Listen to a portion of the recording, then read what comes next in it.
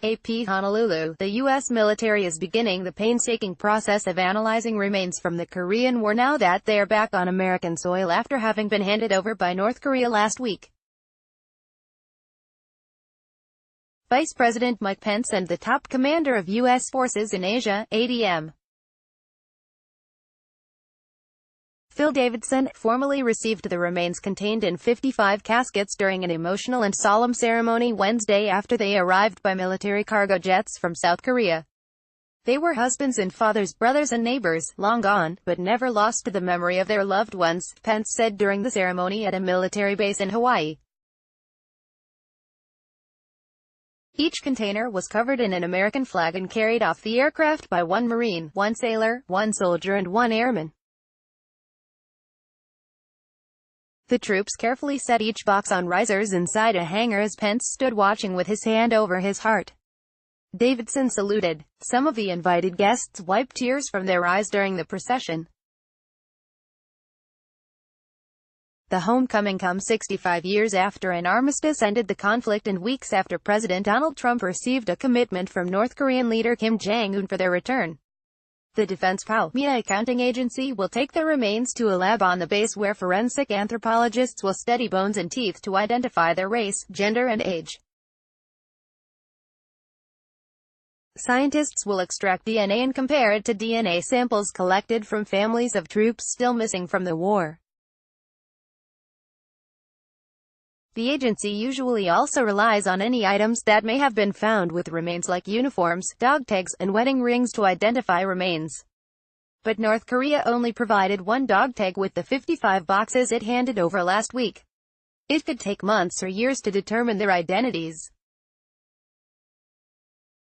Some have called the Korean War the Forgotten War, but today, we prove these heroes were never forgotten, Pence said. Today, our boys are coming home.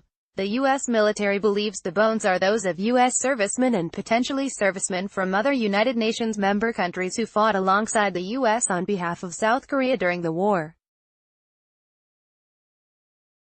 Australia, Belgium, France, and the Philippines have yet to recover some of their war dead from North Korea.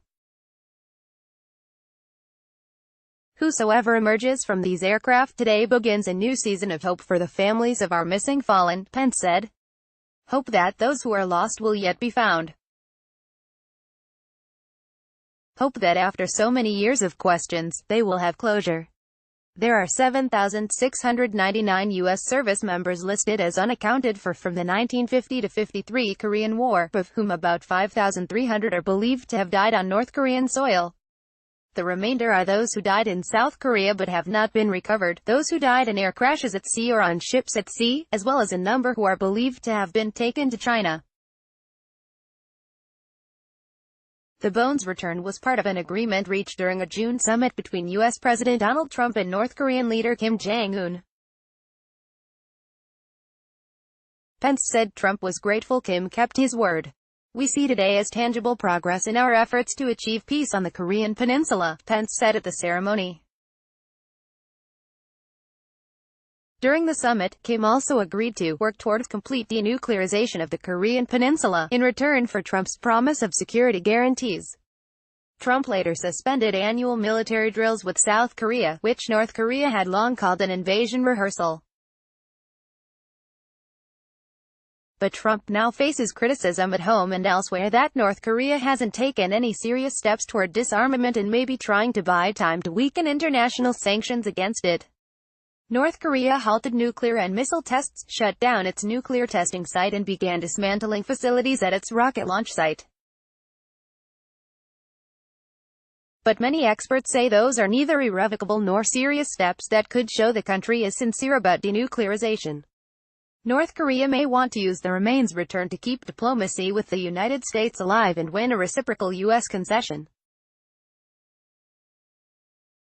Experts say the North likely wants a declaration of the end of the Korean War as part of U.S. security assurances.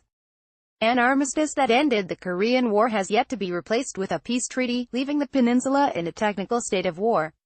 North Korea has steadfastly argued its nuclear weapons are meant to neutralize alleged U.S. plans to attack it.